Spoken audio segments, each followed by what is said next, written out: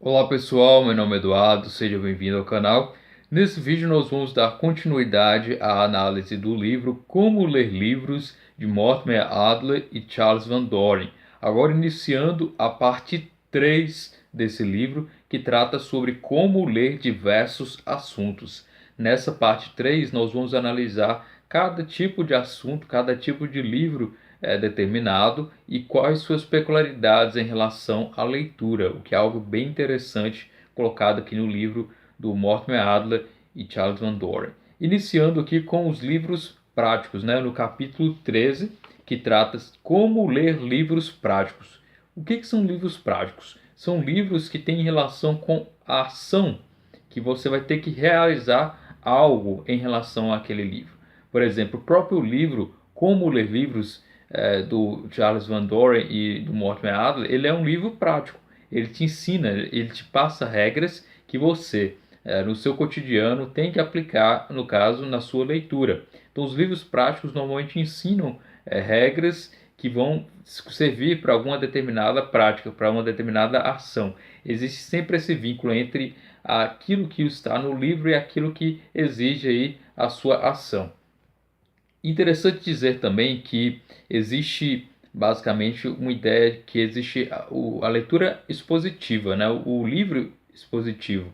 O livro expositivo ele é dividido em dois tipos, práticos e teóricos. É importante ter essa noção dessa divisão. Os livros práticos, como eu já mencionei, são aqueles que têm relação com a ação, enquanto que os livros expositivos teóricos são aqueles que visam o conhecimento, que visam apresentar informações, conceitos e tudo mais. São os livros, por exemplo, de história, ciência, filosofia.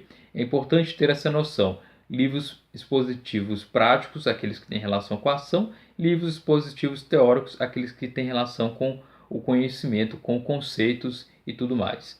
E é importante dizer que existem dois tipos de livros práticos. Os livros práticos eles não resolvem por si só aquilo que se propõe. Eles apresentam as regras e cabe ao seu leitor, como eu já mencionei, realizar várias condutas com aquelas regras. E assim que o livro vai ser considerado aí, prático, Ele vai ter a relação com aquela ação que o leitor tem que colocar em prática em relação à leitura. Um livro teórico, ele por si só resolve o problema. Enquanto que o livro prático depende da ação do leitor, o livro teórico ele consegue resolver seus conceitos, porque através de argumentos e das experiências em comum ele consegue ali resolver os seus questionamentos, que são colocados. E isso é bem interessante. Os livros práticos ele contém regras, mas podem conter princípios que norteiam essas regras. E nisso é que vem a divisão dos dois tipos de livros práticos. Existem os livros que apresentam regras práticas e o que apresentam princípios que derivam as regras. Então, dois tipos de livros práticos aí pode-se dizer, que apresentam regras e que apresentam princípios. Os livros práticos que apresentam regras, eles apresentam recomendações, direcionamentos, declarações que você tem que seguir para que aquele livro seja considerado completado em relação a uma ação. Por exemplo, você tem que chegar a um acordo com o autor e que aquela recomendação ela é interessante e que ela vai ser praticada, como por exemplo o próprio livro Como Ler Livros, do Mortimer Adler e Charles Van Doren. No caso dos livros práticos que apresentam princípios, eles apresentam princípios para gerar regras. Normalmente os princípios eles são mais genéricos, enquanto que as regras são bem mais específicas e declaratórias. E nisso não se pode confundir aí os livros teóricos com os livros de princípios. Os livros teóricos apresentam conceitos, apresentam argumentos e que são fechados em si próprios, enquanto que nos princípios eles visam uma determinada prática, uma determinada ação, embora sejam mais genéricos do que os livros de regras. Por exemplo, livros de princípios são os livros de economia, alguns livros que apresentam aí, termos filosóficos que direcionam a moral. Enfim, são livros que apresentam princípios e que através dele vão gerar aí regras práticas. Então a regra de conduta ela é verdadeira quando ela funciona e quando ela leva ao fim a que é desejado. Então toda regra de conduta, se atingir aquela finalidade e ela funciona, ela é uma regra que é considerada válida. Então, bem importante isso, né? No julgamento de um livro prático, tudo se resolve com relação à finalidade. Se o livro atingiu a sua finalidade, ele é considerado um livro bom. Se ele não atingiu a sua finalidade, ele não é um livro bom. Então é bem interessante isso, né? E qual é o papel da persuasão nos livros práticos? Os livros práticos eles têm uma relação necessária de persuasão. Cabe ao autor persuadir o seu leitor de que aquelas regras que ele está propondo são úteis e que vão ser aplicadas e que vão ser aí funcionais, né? Que elas vão funcionar realmente. E nisso, ao longo do livro, o autor ele vai fazer uma espécie de propaganda do seu próprio livro para que convença o leitor de que aquelas regras têm que ser utilizadas daquela forma como ele se propôs, né? E nisso tem que saber diferenciar uma propaganda dentro da persuasão no livro daquilo que pode ser utilizado. Isso é algo bem interessante que o autor coloca, né?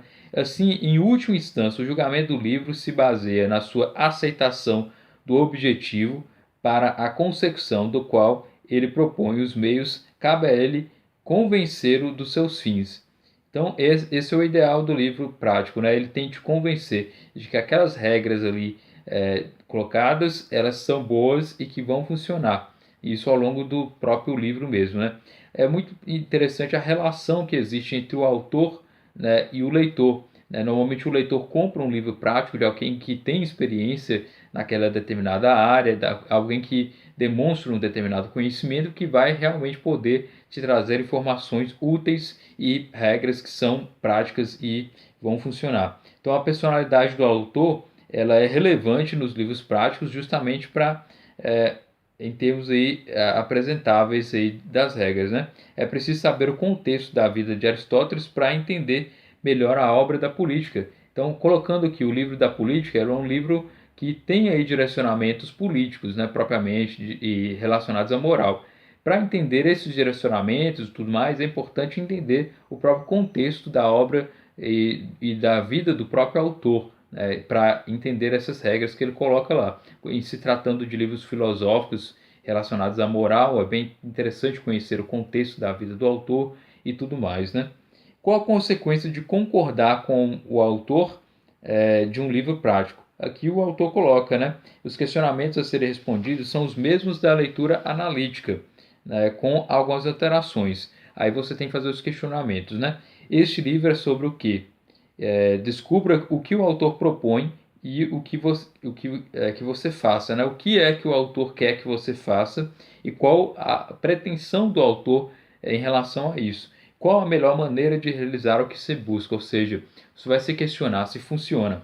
Então, primeiro questionar do que se trata o livro, qual é basicamente a propaganda, né, a persuasão que o autor está fazendo e se essas regras realmente funcionam.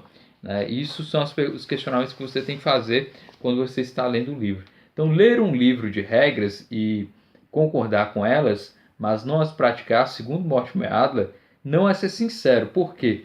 Você leu o livro, concordou com as regras, concordou com aquilo que tem que ser aplicado e você não aplicar ele em termos práticos, ignorá-lo completamente, é algo que demonstra que você não foi sincero em responder, que você foi persuadido pelo autor naquela regra.